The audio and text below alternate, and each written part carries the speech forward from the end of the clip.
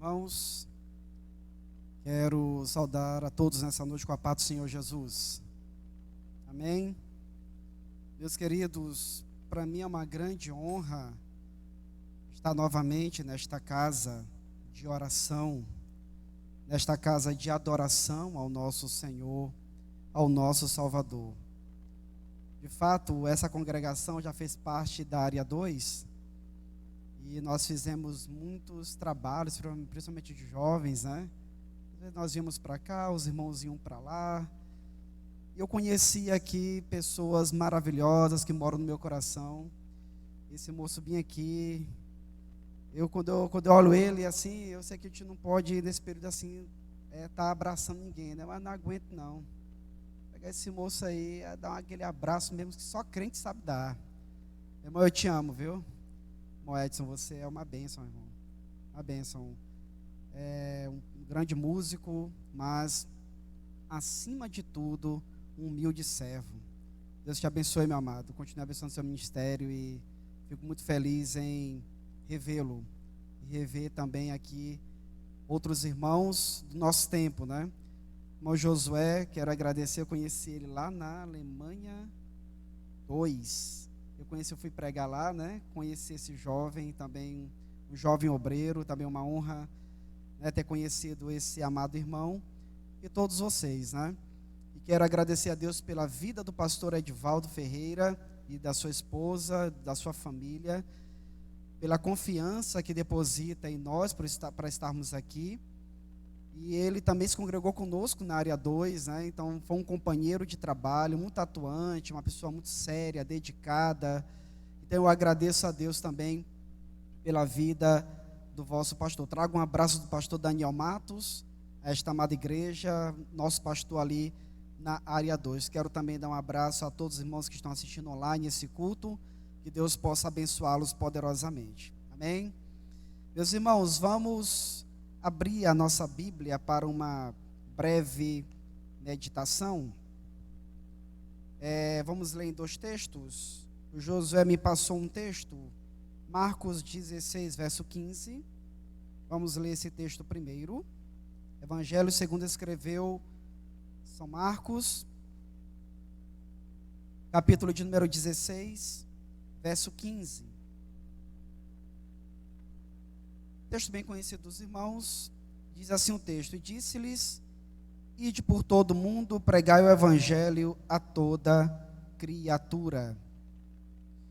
O outro texto, para reforçar a nossa mensagem de hoje, está em Atos dos Apóstolos, capítulo 9, verso de 1 a 6. Abra sua Bíblia também, um texto também bem conhecido dos irmãos, fala a respeito da conversão de Saulo.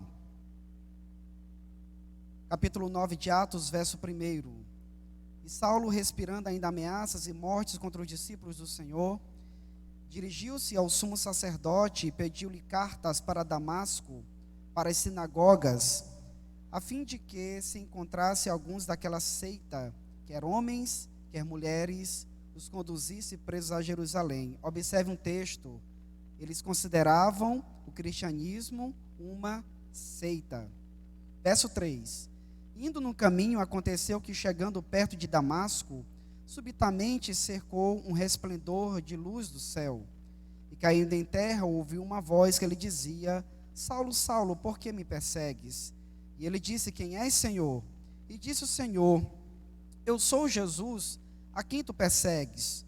Duro é para ti recalcitrar contra os aguilhões. E ele, tremendo e atônito, disse: Senhor, que queres que faça? E disse-lhe o Senhor: levanta-te, entra na cidade, e lá te será dito o que te convém fazer. Louvado seja o nome do Senhor. Nosso tema é missões e desafio da igreja, mas eu quero que nós nos concentremos justamente no missionário Paulo, em quem esse Saulo se tornou, né? Saulo se tornou em Paulo, né? Devido a esse encontro maravilhoso que teve com Jesus. Neste sermão estudaremos a respeito da vida de um homem que se confunde com a história de toda a igreja. Saulo, que se transforma em Paulo, sendo exemplo de um homem que tem sua vida completamente transformada quando possui um encontro com o Senhor Jesus. De perseguidor a perseguido, uma história de mudança de vida extraordinária. Um perseguidor que se torna o maior missionário da igreja depois do nosso Senhor e Salvador Jesus Cristo. Na sua juventude, Paulo era conhecido como Saulo. Ele era judeu da cidade de Tarso, cidade que estava à beira do rio Berdã, um centro de movimentação comercial com muitos países ao longo das margens do Mediterrâneo, bem como os países da Ásia Menor. Era uma cidade muito importante naqueles dias, naquele contexto. Saulo era do grupo dos fariseus, como seus pais, conforme está registrado em Atos capítulo 23, verso 6. Na sua educação, Saulo de Tarso foi enviado com provavelmente cerca de 13 anos de idade à grande escola judaica em Jerusalém como estudante da lei. Tornou-se um aluno do célebre rabino Gamaliel, Atos capítulo 22, verso de número 3. Passou muitos anos em um elaborado estudo sobre as Escrituras e sobre muitas questões que ele diziam respeito, com as quais os rabinos se ocupavam naquele tempo. Ainda jovem, Saulo assistiu e consentiu ao apedrejamento de Estevão, o primeiro mártir cristão, Atos capítulo 8, verso 1. Depois ele se tornou um perseguidor ativo da igreja. Na sua campanha contra os cristãos, Saulo jogou muitas pessoas na prisão, conforme vemos em Atos capítulo 8, verso 3, que diz: E Saulo assolava a igreja, entrando pelas casas e arrastando homens e mulheres, e os encerrava na prisão. Ele tinha apoio do sumo sacerdote e se tornou famoso por ser um grande perseguidor. Nós lemos Atos capítulo 9, versos 1 e verso 2. Tudo mudou, irmãos, tudo muda quando Saulo está indo no caminho para Damasco, que foi o texto que nós lemos. Tudo muda no caminho para Damasco. Uma luz muito forte brilhou do céu ao redor dele e fez com que ele caísse por terra e ficasse cego. Enquanto isso, uma voz lhe perguntou: Saulo, Saulo, por que me persegues?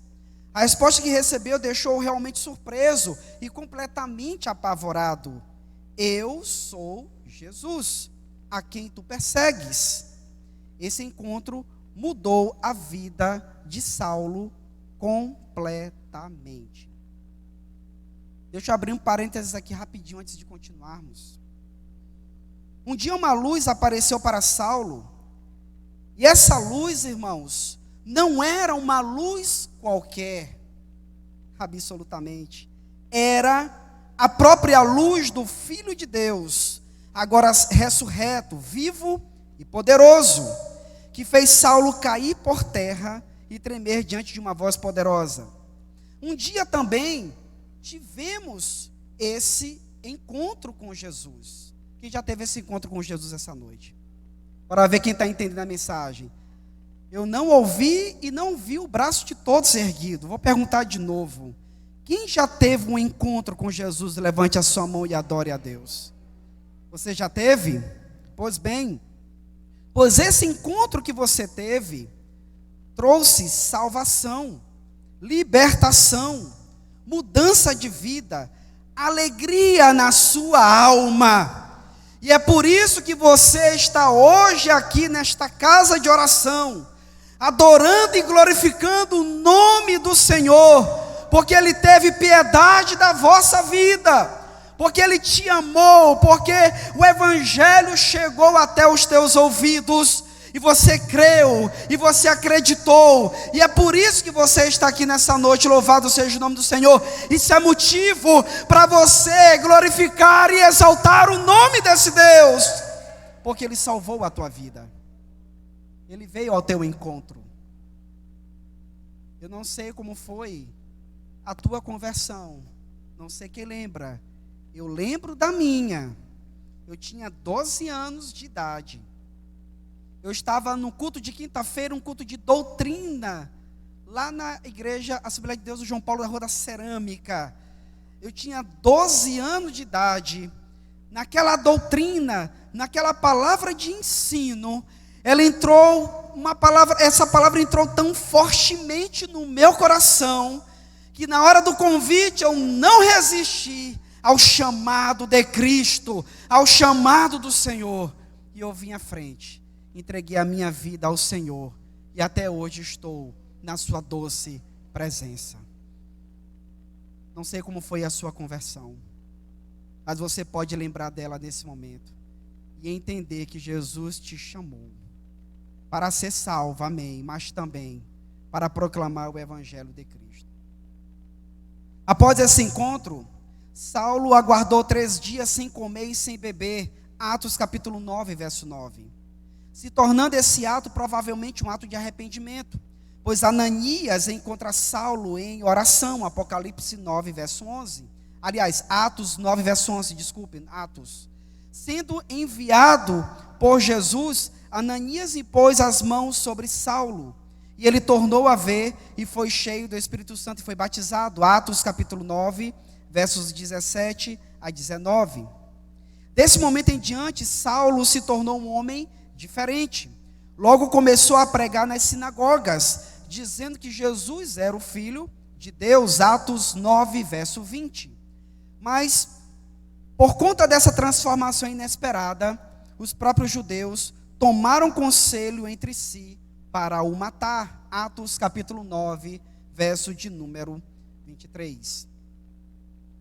Saulo, logo que teve esse encontro maravilhoso com Jesus, desejava anunciar a descoberta que ele fez a respeito do Filho de Deus. Ele queria que outros viessem a ter esse mesmo encontro com o Salvador. Ei, você não sente o mesmo? É uma pergunta. O mesmo entusiasmo? A mesma alegria em anunciar a Jesus? Alguém pode estar se perguntando, irmão, o que isso tem a ver com o trabalho de missões? Tem tudo a ver. Porque Saulo, a partir do momento que ele se converte, ele se torna um proclamador do Evangelho de Cristo. Aonde ele vai, ele anuncia o encontro maravilhoso que ele teve com Jesus. Aonde ele está, ele fala da experiência desse encontro que ele teve com Jesus. Porque Saulo agora tem a sua vida completamente transformada pelo poder do Espírito Santo. Eu quero dizer para você que quando nós recebemos essa transformação, nós também nos sentimos entusiasmados em falar do amor de Deus para as pessoas, em proclamar a Cristo como Salvador.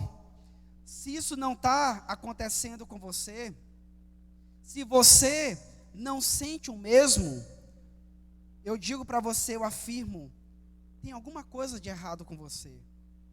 Tem alguma coisa de errada com aquele que não tem o prazer de proclamar o Evangelho de Cristo, querendo a salvação daquele que você sabe que não tem Jesus na vida. Proclamar salvação para aquele que você sabe que precisa conhecer esse amor e esse Evangelho. Se você não tem essa preocupação, você tem que se perguntar como é que está a tua vida diante desse Deus, diante desse Salvador. Irmãos, eu poderia aqui contar muitos testemunhos pessoais meus a respeito de trabalhos missionários. Lá na área 2, eu fui por muito tempo coordenador de missões da área. E nós fizemos muitos trabalhos missionários. Nós fizemos muitas obras missionárias. Louvado seja o nome do Senhor. Até hoje nós paramos por causa da pandemia. Mas agora não eu na organização, mas ali estando junto para fazer a obra missionária. Mas eu estive na coordenação de vários trabalhos. Mas eu queria contar para vocês apenas um exemplo. Talvez eu até já tenha contado nesta casa. Se contei, os irmãos vão lembrar aí. Se não, enfim, nós vamos estar informando aos irmãos. Quando eu entrei no meu 2º grau, eu entrei ali na escola Dr. João Bacelar Portela. Na época ela era uma escola técnica. E ali, quando eu entrei naquela escola, eu entrei determinado a pregar o evangelho durante aqueles anos que eu, porventura, estivesse estudando ali. Eu coloquei no meu coração esse desejo. Quando eu entro na escola no primeiro dia, eu disse ao Senhor Jesus: Senhor, eis-me aqui para fazer a tua obra neste lugar. Meus irmãos, não vou entrar em detalhes, mas nos anos que estivemos ali, nós criamos, não tinha nenhum grupo evangélico, nós criamos um grupo evangélico chamado Oásis. Se alguém estudou lá, sabe de que grupo eu estou falando. Nós somos os fundadores. O outro jovem foram três jovens que fundaram, eu e dois, e mais outros dois, um da Assembleia de Deus e outro da Batista. O da Batista, ele morreu, ele já faleceu inclusive. Mas o grupo foi formado. Durante o primeiro ano principalmente, nós não tínhamos onde nos reunirmos, nós não tínhamos nenhuma sala. Nós, de certa forma, fomos perseguidos ali naquele local, mas nós nos reunimos assim mesmo. Eu quero dizer aos irmãos que durante aqueles anos que estivemos ali, eu não soube o que era intervalo. Eu nunca no intervalo meu da escola, eu fiquei os minutos de intervalo no pátio, ou conversando, batendo conversa fora, ou lanchando lá na lanchonete da escola. Eu não sei o que é isso. Eu não soube o que era isso, porque durante os minutos que nós estávamos ali, nós estávamos reunidos em oração, nós estávamos reunidos pregando a palavra. Durante os minutos de intervalo, nós estávamos ali na presença do Senhor. Eu quero dizer para os irmãos que muitas vezes nós em oração e cantando hinos, jovens se aproximavam chorando. Jovens se aproximavam chorando porque aquela mensagem daquele hino estava entrando no coração deles. Nós então decidimos evangelizar aquela escola inteira. Nós fizemos cruzadas no pátio daquela escola, várias. Nos nossos intervalos, nós saíamos para pregar o evangelho para aqueles jovens. Apenas aqueles que nós anotamos, durante os anos que ficamos ali, mais de 300 jovens se converteram a Cristo. Nós não soubemos o que era intervalo de escola. Eu quero dizer para os irmãos que dentre esses jovens, tem dois que são pastores, não da Assembleia de Deus, mas são pastores hoje. São pessoas que cuidam de igreja, cuidam de pessoas. Um dia desse eu estava ali da Praça do João Paulo, um jovem me parou e disse: irmã Edivaldo, eu digo oi, você não lembra de mim? Eu disse não, você me ganhou para Cristo naquela escola. Hoje eu e a minha casa servimos ao Senhor, louvado seja o seu nome para sempre. Ai, irmãos, como eu fiquei feliz com aquilo. Tem dos pastores da Assembleia de Deus, que fez parte do nosso grupo, estudou conosco lá, hoje é pastor da Assembleia de Deus. Eu tive a oportunidade de discipular pastores hoje, que são pastores da Assembleia de Deus, inclusive um pastor Erlan, que está em Bacabal, foi meu aluno do discipulado. Eu tive a oportunidade de discipular o pastor Israel, que tem uma congregação ali no Olho d'Água, mas ele é de outro ministério, ele é da Igreja Assembleia de Deus, Cristo para Todos. Eu tive a oportunidade, irmãos, pela graça de Deus, de fazer esses trabalhos de evangelismo e discipulado para a glória dEle, para a glória do Senhor. E eu quero dizer para vocês que em nenhum momento eu me glorio nisto, a minha glória vai para o meu Senhor, porque é Ele quem capacita, é Ele quem chama, é Ele que capacita o homem para falar do seu amor, para falar da sua palavra. Eu quero dizer para você, meu querido, que Saulo, ele era perseguidor da igreja, ele não conhecia Cristo, ele não sabia quem Cristo era, mas aquele encontro transformou a sua vida completamente. Então ele passou a estar determinado em conhecer a Cristo, a conhecer aquele que brilhou na sua vida no caminho de Damasco. Eu quero dizer para você, meu irmão, desse trabalho missionário de hoje, você precisa entender que você tem que se preocupar em conhecer mais ao teu Senhor, para que você anuncie esse Senhor a outros, porque muitos estão aí fora necessitando de Deus, de paz e de salvação. Tem muitos crentes, irmãos, conformados com a sua vida cristã. Eu estou bem, estou na igreja, estou tranquilo, estou salvo, ok, nada, irmãos, não está nada ok, não está nada ok. Jesus, ele nos deu uma ordem: ide e pregai, e essa ordem é para todos. Sabe o que eu fico mais triste, irmãos, muitas vezes nas nossas igrejas? É que parece assim, tem o coordenador do evangelismo, e ele que se exploda, e ele que se vire. Eu não tenho nada com isso, de sair pelas ruas entregando folheto e falando de Jesus. Isso aí não é comigo, não é com você, irmão. E é com quem?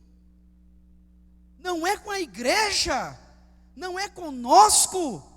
Então é com quem, irmãos? Se não for conosco. Jesus está falando com quem? Está falando com todos. Jesus está falando com a sua igreja. E nós precisamos entender isto. Falando um pouco do ministério de Paulo, durante algum tempo, Paulo ficou em Tarso. Mais tarde, Barnabé decidiu levar Paulo para Antioquia, onde durante um ano os dois fizeram um ótimo trabalho. Em Antioquia, os discípulos foram chamados pela primeira vez de cristãos. Atos capítulo 11, versos 25 e 26. Depois o Espírito Santo escolheu Paulo e Barnabé para um trabalho missionário. Paulo fez 3 viagens missionárias. Eu não vou poder falar detalhadamente de cada uma delas por causa do nosso tempo. Mas só para os irmãos entenderem alguma coisa, a primeira viagem missionária acontece entre os anos 47 e 48 depois de Cristo. A segunda viagem missionária acontece entre os anos 49 a 52 depois de Cristo. A terceira viagem missionária acontece entre 53 a 57 depois de Cristo.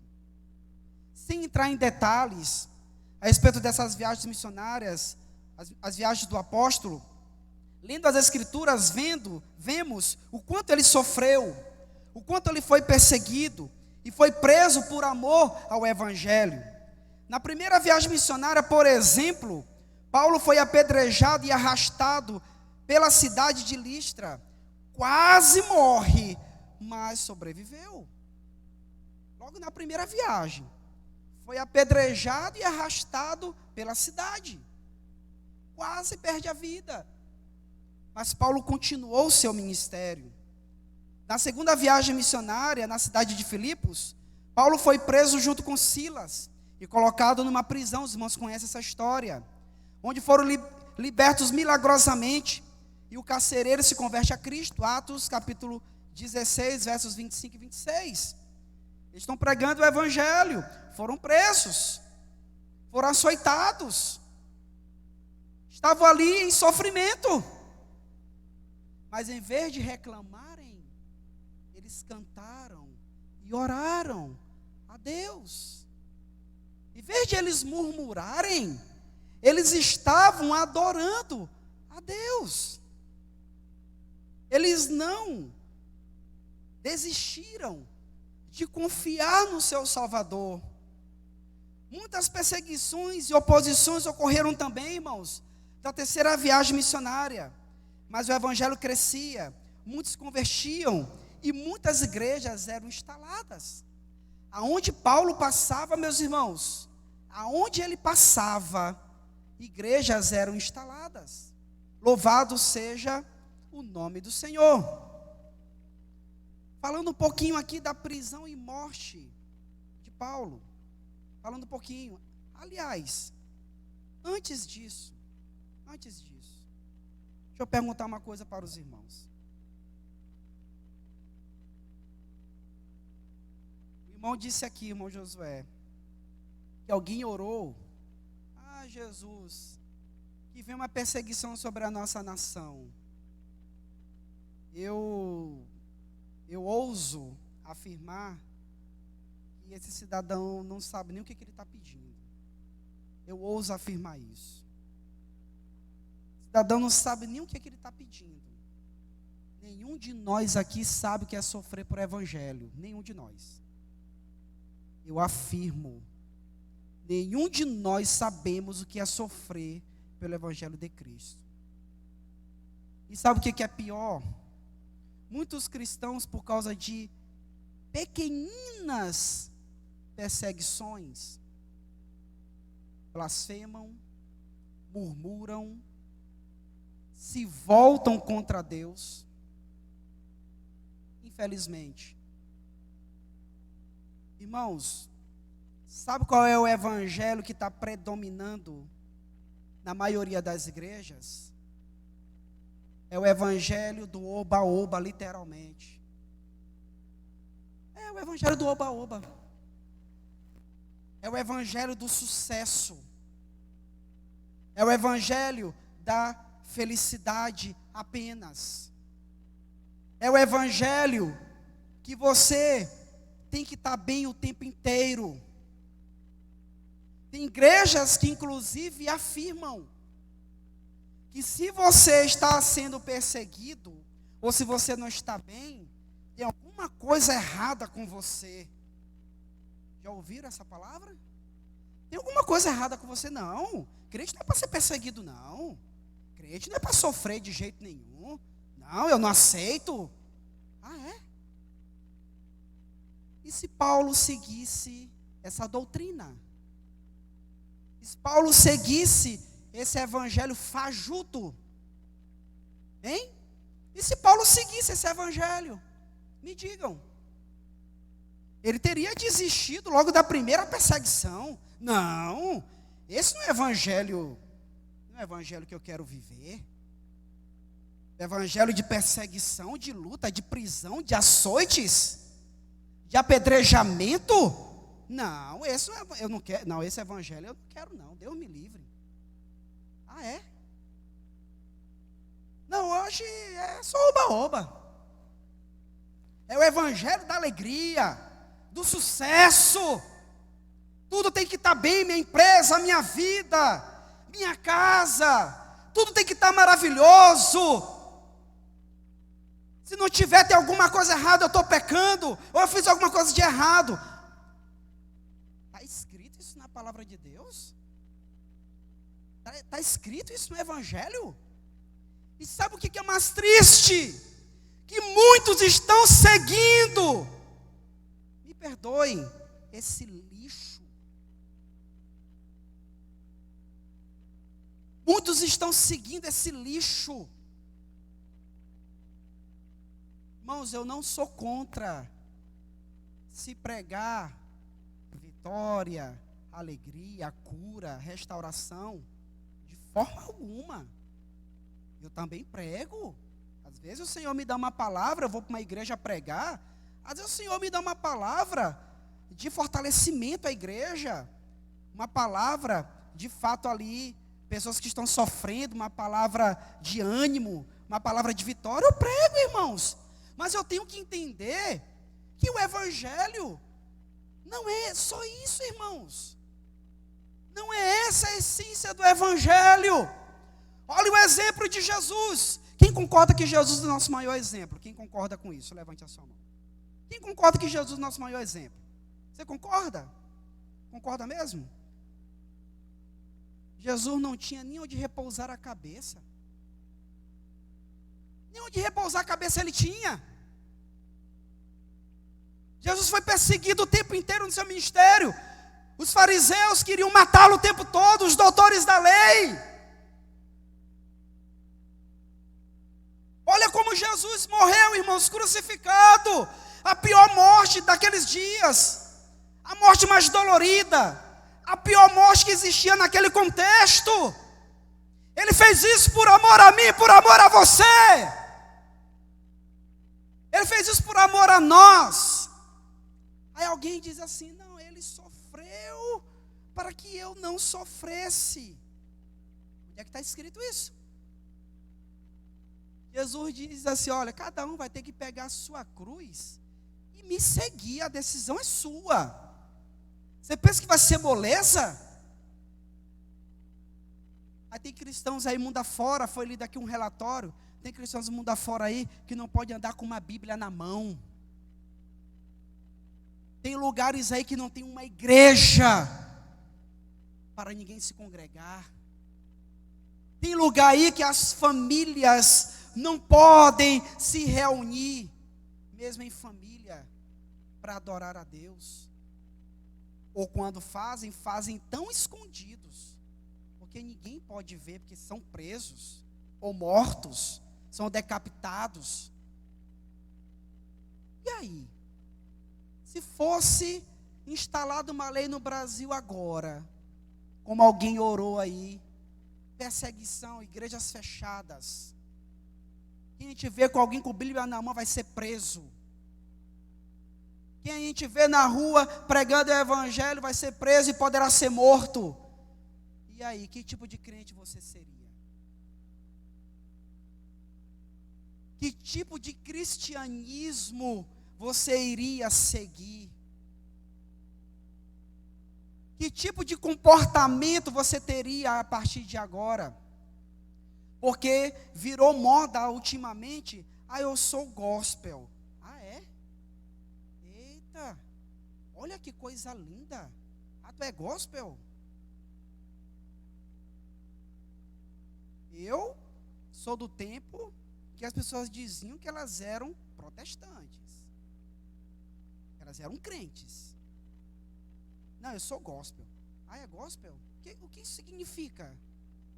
É porque é bacana, é legal? É divertido? Dizer que eu sou servo de Deus, então eu sou gospel? Nossa, pelo amor de Deus. Lutero, ele protestou.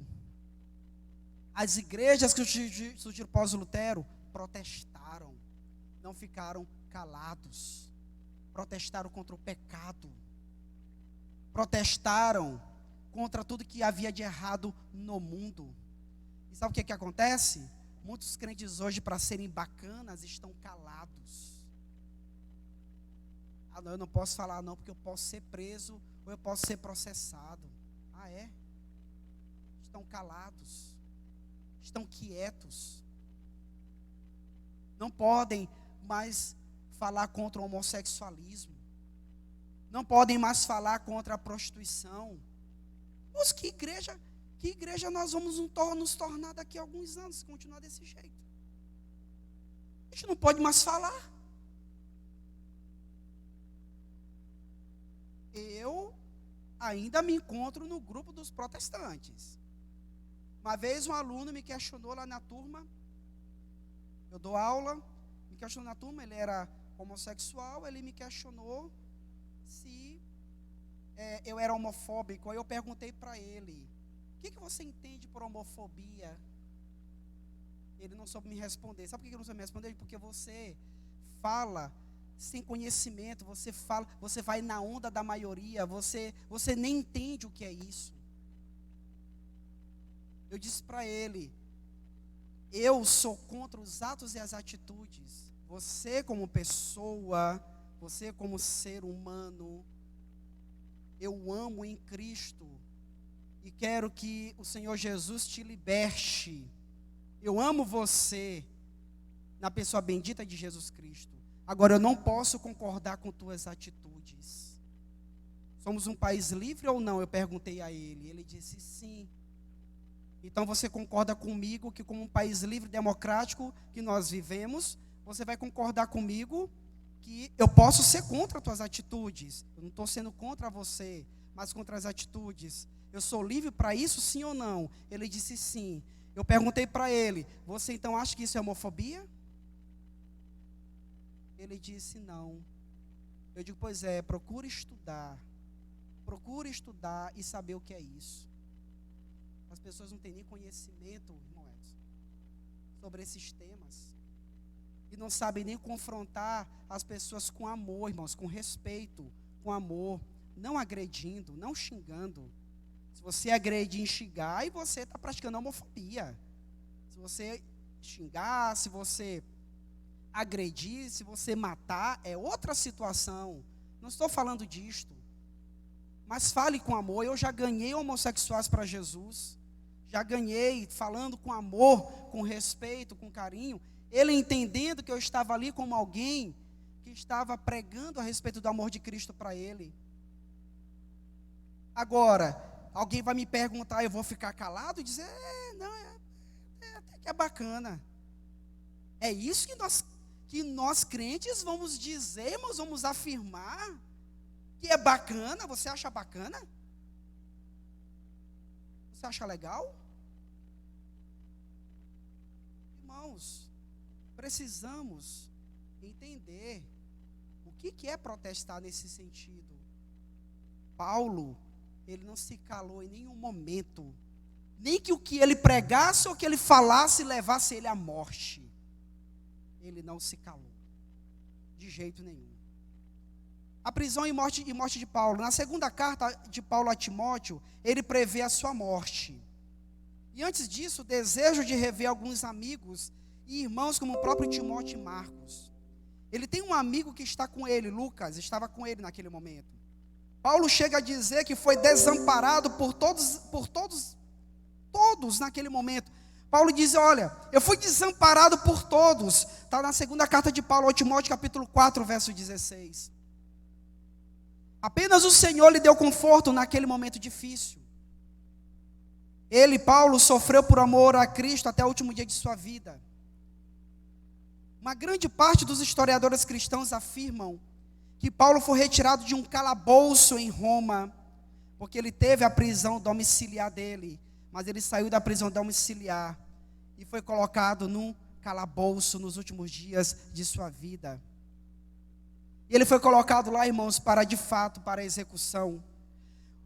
Os versículos de segunda carta de Paulo a Timóteo, capítulo 4, versos 13 e 21, a última carta escrita por ele, dão-nos a entender isso.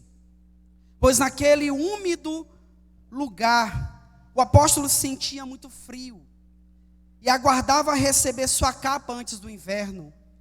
Ele foi condenado à morte por Nero e foi decapitado em 67 depois de Cristo. Sabe onde é que nos últimos dias Paulo de Tarso estava num calabouço, sozinho, sentindo frio. E ele pede para trazer a capa dele antes que o inverno chegasse, porque ele queria se aquecer um pouco. Foi assim, irmãos, que Paulo passou seus últimos dias, sozinho, desamparado. Todos o abandonaram, todos fugiram dele. Ele passou nos últimos dias de sua vida dessa forma. E por último, o imperador Nero decapitou o nosso apóstolo.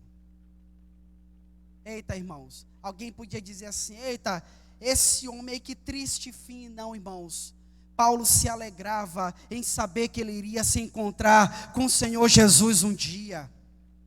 Paulo se alegrava em saber que um dia ele iria se encontrar com o Senhor e que a coroa da justiça estava guardada para ele. Ele se alegrava na certeza de que ele estava indo ao encontro do seu Deus, ao encontro do seu Senhor. Ele tinha essa certeza e essa convicção, e nada tirava essa certeza dele. Que tipo de crente você é, meu irmão? Que tipo de cristão nós temos nos tornado nesses últimos dias, igreja?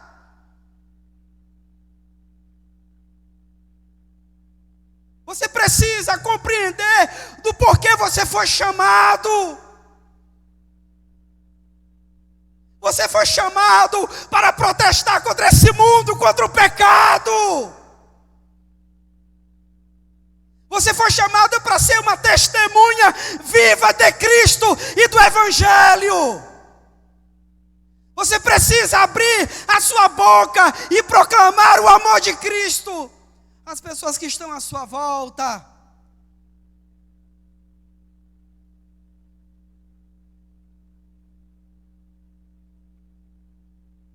Há certas igrejas, irmãos, que uma mensagem como essa Tinha crente dando glória a Deus e aleluia, já chorando, se arrependendo. Sabe qual é o problema dos nossos últimos dias? É a frieza espiritual. A frieza espiritual, irmãos, está tão grande nas igrejas. Mas está tão grande, irmãos, que está dando tanta tristeza de vermos uma boa parte da igreja que não entende o que está sendo pregado. Não entende o que está sendo cantado. Não entende que o Senhor está bramando em alta voz. Igreja, desperta. Muitos não têm entendido essa palavra. Muitos querem me ver de oba-oba. Deus vai te dar Ele vai te dar um emprego, Ele pode dar, e glória a Deus se Ele te der. Ele vai te dar um carro, Ele vai te dar uma casa, Ele vai te dar isso, Ele vai te dar isso e aquilo todo. A gente quer ouvir coisas para alimentar o nosso ego. Nós não estamos mais dispostos a sermos exortados pelo nosso Deus, a sermos impactados pela palavra. E nós, como uma igreja pentecostal, me desculpa o que eu vou dizer, irmãos, até glória a Deus e aleluia, nós estamos desaprendendo a dar.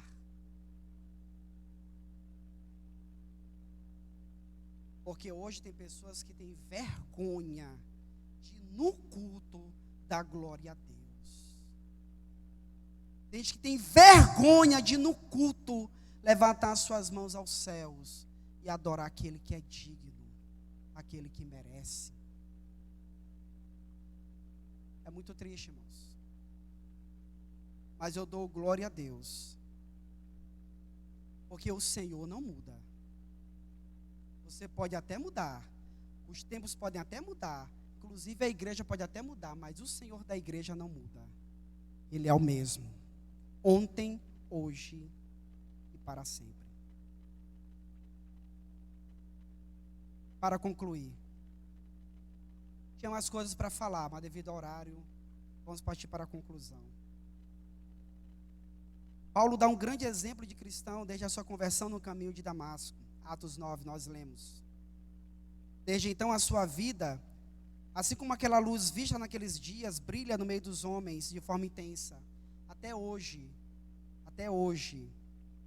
o exemplo de Paulo brilha no nosso meio. Paulo chegou ao ponto de dizer: sede meus imitadores, como eu sou de Cristo. Quem pode dizer isso? Quem pode dizer uma coisa dessa? Paulo podia. Porque de fato ele era parecido com Cristo. Primeira carta aos Coríntios, capítulo 11, verso 1. Ele nos ensina em sua história e em seus escritos o quanto vale a pena servir a Cristo, por mais que os dias sejam difíceis. Os dias são difíceis, são, irmãos, é verdade. Estão tão difíceis que teve crente que sumiu da igreja. Sumiu, desapareceu. E quando você vai ligar para ele ou mandar uma mensagem, sabe o que ele diz? É porque eu não quero pegar Covid. Aí, bem aí, tem alguns amigos meus que estão se zangando comigo. Não, porque se eu for para confrontar, eu confronto. Na hora. Ah, é? Quer dizer que tu está só em casa, é? Aí lá está a foto do irmão nas redes sociais, na praia. Oh, beleza, eu estou na praia. Estou na praia. No Valparaíso. Legal, bacana. Eu estou no Valparaíso. Ah, é? Não é pecado não, viu, irmãos? Você segue sua família. Não é pecado não. Você segue sua família. E se tivesse com sua família, nunca é pecado não. Não estou falando contra isso não. Não é isso que eu estou dizendo. Alguns já entenderam. Vai para o Mateus lotado. Eita, minha amiga, é lotado. Tem dia ali que não tem que entrar naquele supermercado ali. Tem que entre. Não, mas para a igreja eu não vou não. Eu vou pegar Covid na igreja. Não, na igreja, Deus me defenda. Deixa eu assistir o culto em casa. Com todo o respeito aos irmãos que estão me me assistindo online. Tá? Tem irmãos que não podem vir porque realmente estão doentes, estão em quarentena. Ou por motivo justo, de fato. Ok. Meu querido, Deus conhece o teu coração e a tua mente. Tá? Não estou aqui julgando quem quer que seja. Mas quando algum crente amigo meu começa a falar as coisas para mim, a primeira coisa que eu falo para ele: rapaz, eu te vi ali, tu bota a rede social ali, eu te vi na praia. Eu aqui na praia, tu não pega Covid não, é? Aí ele... eu digo, é? Não tem nem argumento, nem palavra. Mas eu te vi no Valparaíso. Irmão, sabe como é que é, né? Passear com a família. Irmão, eu não tenho nada contra isso. Mas agora você dizer para mim que você não vem para a igreja, que na igreja você vai pegar Covid? Aí não, aí eu aperto um pouquinho. Olha que tipo de situação nós estamos vivendo. Como eu falei, irmãos, tem pessoas que estão em casa por motivo justo. Amém, Deus sabe. Deus sabe. Mas Deus sabe também quem está em casa. E o coração dele: eu não vou mais para a igreja. Não é preciso ir para a igreja, eu estou em casa, cultuando a Deus em casa, está tudo certo.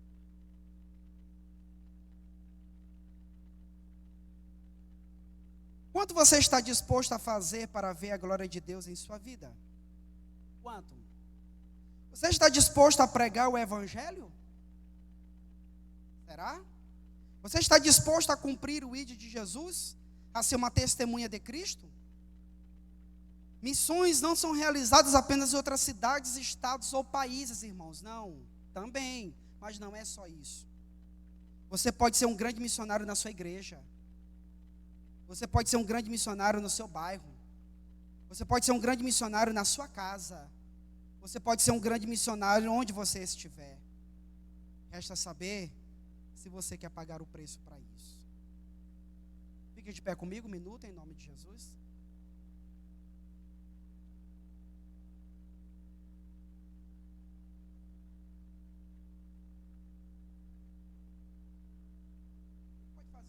Nem que seja no violão, que seja no violãozinho aí, rapidinho.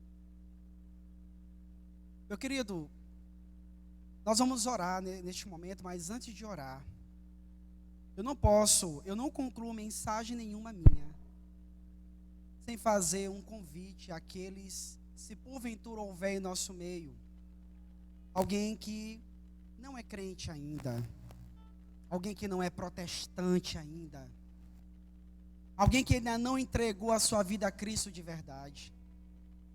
Se você desejar vir a Cristo, venha. Irmão, se você conhece alguém que não é crente, está do seu lado, faça o convite. Venha ao encontro do teu Senhor. Ele te chama para você viver uma vida extraordinária ao lado dele. E quando eu falo uma vida extraordinária, eu não estou falando a nível material, não, irmãos. Estou falando viver uma vida espiritual extraordinária. É você ter um Deus que se preocupa contigo. É você ter um Deus que vai estar com você nos momentos mais difíceis de sua vida. Venha ao encontro de Jesus. Tem alguém que está afastado e deseja se reconciliar com seu Deus? Venha até aqui, eu quero orar por você. Venha, meu querido. Ele te ama. Ele te ama. Ele te ama. Eu quero dizer para você, de verdade, não importa o estado em que você se encontra agora. E aqui eu falo já com todos nesse momento. Não importa, irmão, como você chegou aqui. Se você chegou aqui magoado, se você chegou aqui dilacerado, se você chegou aqui destruído, se a sua alma está pesada neste momento, se você neste momento, teu coração está tão pesado, que a tua vontade é só de chorar, e de dizer: Deus, o que será de mim? Ou você dizer: Senhor, eu não sei, Senhor, nem por que eu estou na igreja. Senhor, eu nunca entendi o meu chamado. Senhor, eu estou aqui, não sei nem por que eu estou aqui. Ei, querido, fale com Ele agora. Feche teus olhos. Não olha para mim, não. Quero te pedir para te falar com Ele agora. Mas fale com Ele mesmo. Nem que você fale baixinho ou sussurrando. Talvez você não tenha força nem para verbalizar com uma voz alta o que você deseja. Talvez você está aqui num momento tão difícil na sua vida, que você consegue apenas sussurrar. Como Ana um dia esteve sussurrando nos pés do Senhor. Ah, querido, o Senhor tem um propósito na tua vida. Ele tem um chamado na tua vida. E eu quero te dizer, você que um dia recebeu esse chamado e essa promessa, o Senhor te dá uma palavra hoje, e eu falo ela em nome de Jesus. Ele te diz essa noite: meu servo, eu não me esqueci daquilo que eu te falei, eu não esqueci do chamado que eu te fiz, eu não esqueci da minha promessa. Aleluia. Quantos podem adorar o nome do Senhor? Quantos podem adorar o nome do Senhor? Ele não esqueceu, meu querido. Mas uma coisa é necessário ainda se dizer nesta noite. Não é Deus que tem que renovar o seu compromisso com você. É você que tem que renovar o seu compromisso com Ele. Por isso eu te digo, te coloca nas mãos dele nesse momento. Peça perdão. Peça perdão nesse momento.